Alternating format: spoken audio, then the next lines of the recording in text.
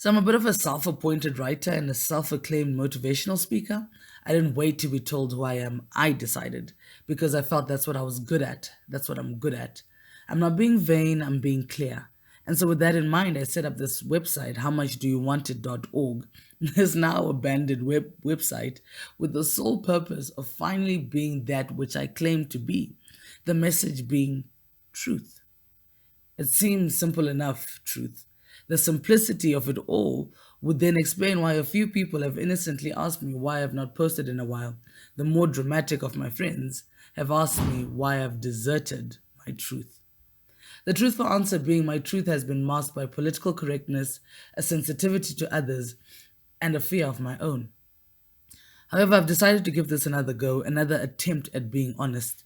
This is not to say that everything else I had written in the past was not true, it was simply not the truth I had been tasked with giving the world. I know who I am, but I'm not delusional to think that I'm the only one that has experienced the life that I have walked. So the other day I was going through my Yahoo inbox and I was searching for a specific email and there was a lot of clutter in my inbox.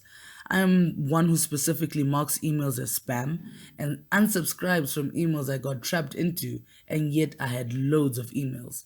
The emails were just not relevant. Most of them simply reminded me of times I'd rather forget, times when the world simply wouldn't hire me, times when I was harassed by a debt I had involuntarily incurred. The emails weren't all bad, some were confirmation of a job I worked hard for, but all irrelevant to my now. So why did I still have them? It probably doesn't seem as profound as I'm making it, but it's just the sign of the lives we choose to live. We may have moved past certain phases of our lives, but it does not necessarily mean we have let go of these moments in our lives.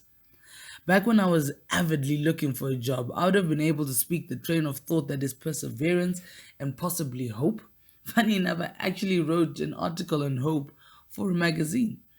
The message would soon have quickly changed to powering through disappointment of it all, the truth about rejection. As relevant and helpful as that may have been, they are not the essence of the truth I strongly feel I've been tasked to share. It was just the easier path, the path of less resistance. The thing I've come to realize about the truth after the laborious task of deleting 2,000 now irrelevant emails is that it takes work and you must not get caught up by the subtext. The subtext, while at least mine, often went hand in hand with the social constructs that I have been raised in. Every often I step out of the perimeter, but truth be told, I was still very safe and well within the confines of my construct. And yet it gnawed at me, it ate away at me every day because I was in fact not really writing and expressing the truth that I wanted to tackle. One of the amazingly painful pills I have now had to swallow is this: the truth is not meant to be comfortable. If you want to change a life or be relatable, you need to be able to be an open target. Like, here's my truth, fire away. The reason you're tasked with this purpose, or if you want to call it your calling or your dream, is that there's nothing quite like it. You are the only blueprint available. So, you know what that means? That means you are bound to ruffle some feathers. Growth is not achieved by staying within the parameters. You've got to knock down the parameters and grow. And if the parameter expands, that gives room for others to grow. But for that to happen, you must be ready for the opposition. And I hate to break it to you, but oftentimes the opposition doesn't come with pitchforks and torches ready to burn you at the stake. It is often the well wishers, the ones you love so much, that become your biggest hurdle. At times, it is your love for them that makes you begin to censor the truth that may rearrange the image they have of you. The scary, crippling truth is often controversial, but it must be told. A lot of people battle with so many different topics that they feel they should be expressing. For example, sexual abuse within a family context.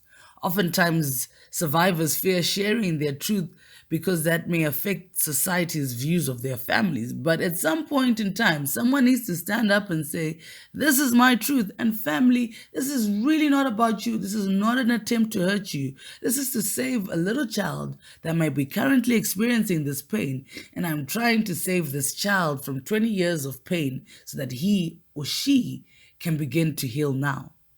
Uncomfortable, hell yeah. It may even cause a strain, but protecting a past over the hope of a future is not worth it. Sharing the truth of your abandonment, pain caused by death, pain caused by failure, struggling to be perfect, conflicted by sexuality, and yes, that's a reality. Oppressed by your religion, growing up with mommy issues, coping with daddy issues, depression, anxiety. The list is endless, but the list must be discussed. Deal with the elephants in the room before you're trampled by the very thing that should set you free. Yes, it's going to be bloody uncomfortable, but you cannot wait for the world to be ready. That's just it. The world may not be ready for your truth, but it is for that very reason that the world needs your truth. The more you share, the more society is forced to realize that this truth was already its reality.